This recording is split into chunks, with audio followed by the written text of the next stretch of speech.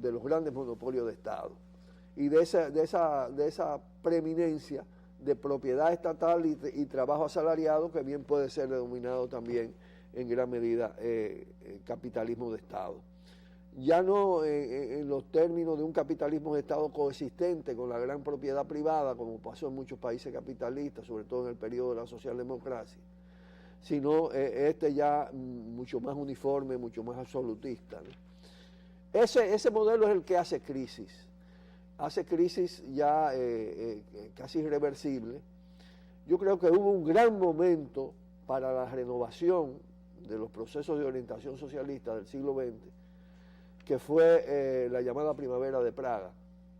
Tú recordarás eso también, ¿no? Porque el Partido Comunista Dominicano fue de los pocos partidos en el continente y en el mundo, sumado a una parte de los partidos europeos, que cuestionó la intervención soviética en Checoslovaquia, no solo por la anulación de soberanía, sino también por el hecho de que tras de ella estaba la impronta de imponer, de mantener, darle continuidad al sistema burocrático, ¿no? A lo que yo llamo en el libro Jorge Armando Utopía el modelo estatista burocrático. Yo ni lo llamo socialismo de Estado, ni lo llamo exactamente capitalismo de Estado, sino todo un sistema estatista burocrático que realmente en un momento determinado frena el desarrollo de la fuerza productiva, desalienta a la población, separa al Estado de la sociedad, crea enormes insatisfacciones, genera corrupción de Estado y hace crisis por el descontento acumulado. Esa crisis en la Unión Soviética tuvo una primera respuesta en la llamada perestroika y glasnost, que evidentemente fue influida determinantemente en su proceso, yo no diría que en su gestación, aunque hay señales también de que hubo mucha presencia de influencia procapitalista en sus inicios. Hay una impronta también de influencia socialdemócrata europea en ese proceso. Y todo eso termina con la restauración capitalista. Cuando escribimos este libro y ese proceso estaba consumado, en la Unión Soviética, en Bulgaria, en Rumanía, en Hungría, habían caído como una cadena de naipes, como pasa con la ficha de dominó, ¿no? La teoría del dominó. Se desintegra todo rápido, se desintegra sin tirar un tiro, lo que indica que había una crisis estructural de fondo. Narciso, aunque las ideas socialistas no tienen nada que ver con dogma, se afincan más en lo científico a partir de la teoría de Carlos Marx y de Federico Engels. Sin embargo, en cierto modo pudiera decirse que la fe como que se cayó en los 90, en los revolucionarios, hay que diferenciar, porque muchos se rajaron. Sí. Hay que diferenciar un poco entre la fe y el mito, aunque también tienen vasos comunicantes. Tú tocas un tema central, que es el tema y yo no lo había mencionado cuando hablo. En ese proceso de predominio de lo estatal, de burocratización extrema del Estado, de negación de democracia, está acompañado de un proceso de dogmatización para autojustificar el sistema. Incluso se hace un culto a Lenin que niega a Lenin, lo usa por el enorme impacto del gran líder que dirige la primera revolución de orientación socialista, que es degradada progresivamente durante el llamado periodo stalinista, que es mucho más que una personalidad, que Stalin mismo. ¿Y hoy no se quiere hacer un culto a Chávez en Venezuela? Es que ese es un tema recurrente. Yo incluso lo comencé a tratar a raíz de la propia enfermedad de Chávez. El tema y me llamó mucho la atención y me preocupó cuando hablaron de momificarlo, ¿no? Porque realmente eso puede conducir a hacer un uso de un liderazgo realmente que ha impactado a la humanidad, que tiene enormes méritos, porque fue así el de Lenin, de usarlo para justificar determinadas situaciones que se divorcian del proyecto. Por eso yo digo que lo primero que hay que rescatar ahora de Chávez es lo que yo digo es su testimonio, que fue cuando él presenta el llamado segundo plan socialista, programa de la patria, donde le dice a la sociedad, le dice, no nos engañemos, no se crean que aquí el socialismo predomina. Aquí predomina el modo de producción y distribución capitalista. Aquí hay que desmontar el Estado mismo que se ha conformado durante este proceso. Habla de pulverizarlo, ese Estado, de darle fuerza a todo lo que es el poder popular, comunal, de romper la lógica del capitalismo. Entonces, ciertamente, todos estos riesgos todavía perduran. Y además, cuando se dan los procesos en el marco de un solo país o de un grupo de países con un sistema capitalista mundial hostil, eso también, el cerco, el acoso, genera determinados grados de centralización. Y justifica o tiende, o se usa para justificar esos grados de centralización. Que yo creo que son menores, porque fíjate que el mismo proceso venezolano da mucho más pluralidad que el propio proceso cubano en el periodo anterior.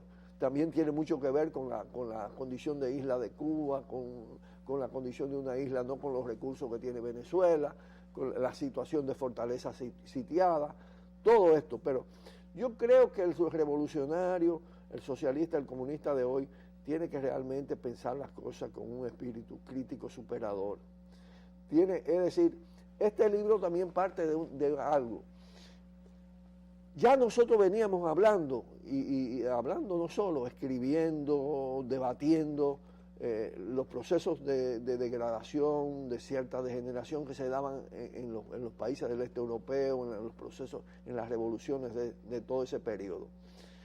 Y este condensa, hace un esfuerzo para hacer una especie de ajuste de cuenta con las causas del colapso del llamado socialismo real, al que yo en un momento determinado digo socialismo irreal, porque es decir, como se identificó ese modelo con el socialismo, nos dan un golpe político, conceptual, ideológico muy fuerte cuando dicen fracasó el socialismo, fracasó el comunismo, están enterrados, triunfó definitivamente el capitalismo. Ese es el recurso que utiliza Fukuyama. Pero es ¿por qué? Porque, bueno, se identificó como socialismo lo que dejó de ser socialismo progresivamente, o lo que negó en parte el socialismo. No es que no haya muchas cosas que rescatar, y que comparativamente, en términos de justicia social, de camino hacia la igualdad, haya enormes conquistas en esos procesos. Pero lo cierto es que colapsaron, lo cierto es que esos procesos hicieron crisis estructurales insalvables, y hay que examinar las causas por las cuales lo hicieron. Cuando Narciso escribe este libro, Rearmando la Utopía, no está desarrollado todo este proceso en Latinoamérica.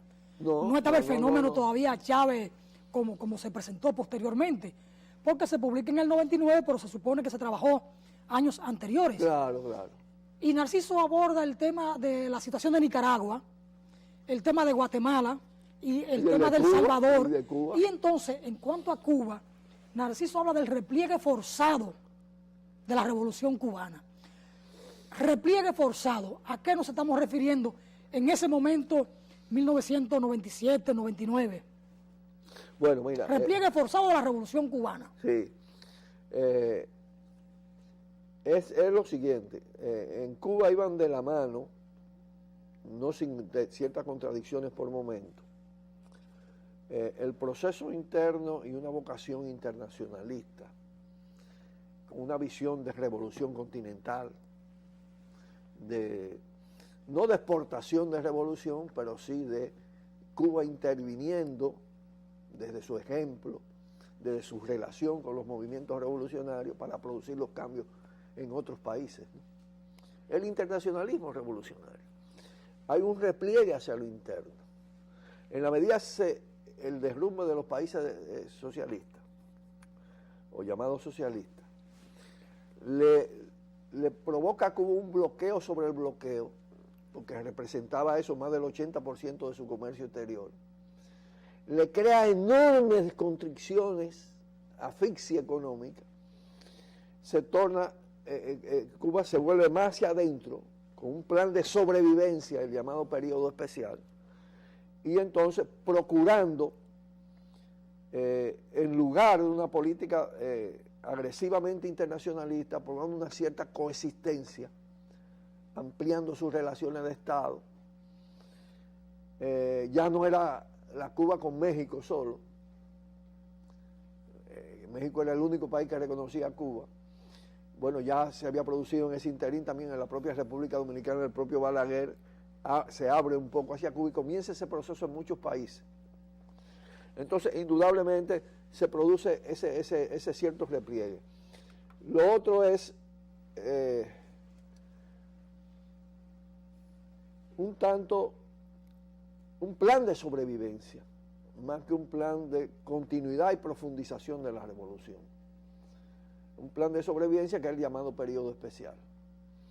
A partir de un mayor racionamiento, mayores restricciones de consumo, mayor racionalización del empleo de los pocos recursos disponibles, un periodo muy fuerte, sumamente duro.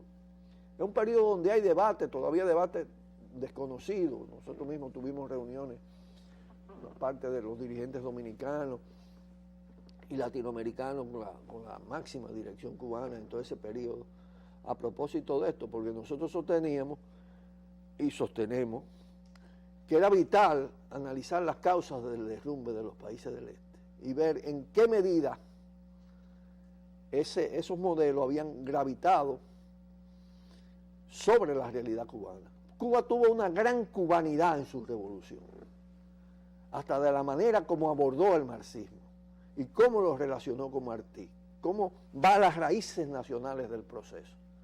Martí está en la construcción socialista cubana. Y además, una serie de en lo cultural, sobre todo, nunca Cuba aceptó el modelo del realismo socialista, ¿tú te acuerdas de ello? Que rompe toda la diversidad en el arte, en la música. Cuba fue muy creativa en todo esto. Pero en la economía, paso a paso, en la economía y en la esfera de la formación doctrinaria, político-ideológica, fueron gravitando los países del este por los propios déficits de Cuba. Y se produce lo que una vez Fidel llamó, y otros dirigentes, con mucha insistencia, copiadera, la copiadera. Lo que yo digo en algunos trabajos que he hecho, no solo en Real Manuel Lutero, trabajos posteriores.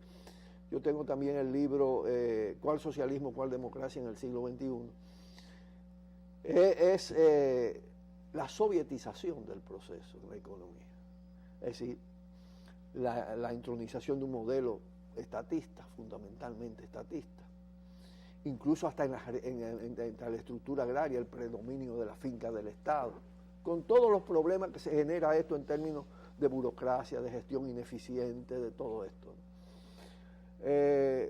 Factores también que están relacionados con lo propio y con lo ajeno, podemos decir.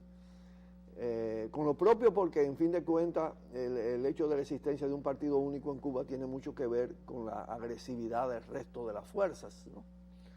Y la unificación de la diversidad de la izquierda en un solo partido. Pero el modelo también, desde el punto de vista de la relación partido-Estado, partidos y organizaciones sociales, se va pareciendo cada vez más al existente en la Unión Soviética y en esos otros países. Y eso hace crisis. Generalmente, las grandes crisis de ese modelo no se dan con los líderes originales, carismáticos. Fíjate en la Unión Soviética. Pero parece que es una línea, porque lo propio ocurre en Venezuela, es la tendencia en Bolivia, en Ecuador marchan en esa dirección. Pero bien, tenemos que ir a una pausa. No, porque fíjate que de todas maneras, tú puedes señalar, pueden hablar, el tema así del rol de la personalidad y de la concentración del liderazgo, es una tendencia cultural, además, histórica. No lo del liderazgo, de toda la organización social, y las organizaciones de masa. Lo que provoca, cómo se aglutinan, cómo se incorporan. Y viene el tema de la defensa del proyecto, pero porque entonces está todo el ataque. El caso de los modelos latinoamericanos, al estar basado en constituciones con muchas libertades, sin lugar a duda, aunque hay una compactación más de las fuerzas partidarias del proceso, en ese sentido que tú dices, hay otras fuerzas, y hay fuerzas hasta de derecha, y le da diversidad al proceso, claro. Y le da diversidad al proceso, que es diferente a lo que se produce en los países del este. Y en el caso de Venezuela eso es muy particular, solo la